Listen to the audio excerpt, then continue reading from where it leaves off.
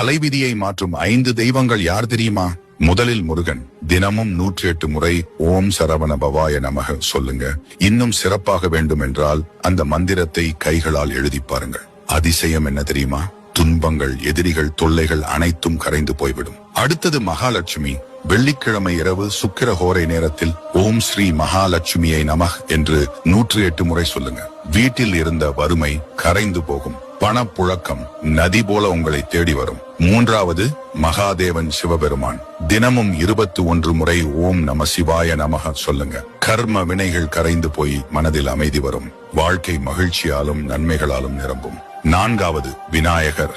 எந்த காரியத்தையும் துவங்குவதற்கு முன்பு ஓம் கணபதையே நமஹ் என்று 27 முறை சொல்லுங்க. பாருங்க, அந்த காரியம் எவ்வளவு கஷ்டமானதாக இருந்தாலும் தடையில்லாமல் வெற்றிகரமாக நிறைவடையும். கடைசியாக உலகை தாய்போல் காக்கிற சக்தியான அம்மன்.